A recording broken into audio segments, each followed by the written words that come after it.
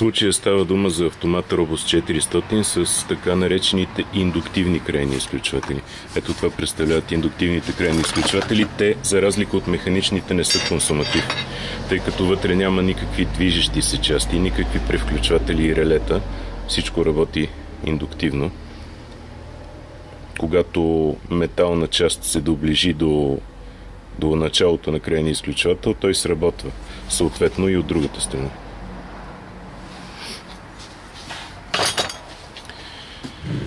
Така, тези мотори са най-бързите автомати за плъзгащи врати, предлагани на пазара.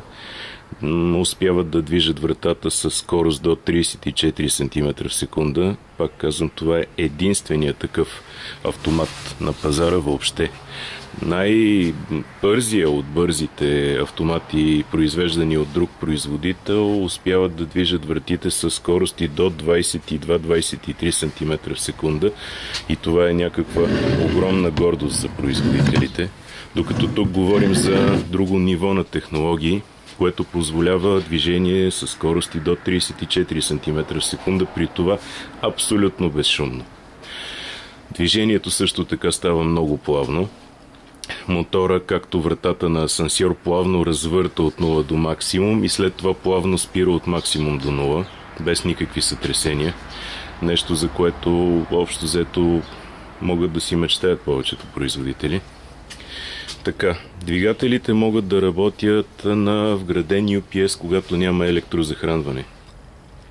Той стои тук вътре в кутията, след малко ще отворя да покажа. Но, въпреки това има предвидено и аварийно ръчно обслужване. Ето го с секретно ключе. Патрона се скрива зад тази капачка, за да не се пълни с боклуци и да не кородира. И е много лесен и приятен за обслужване. Момент да видим, можем ли да извадим ключетата без да късаме нищо. Не, за съжаление трябва да го срежа.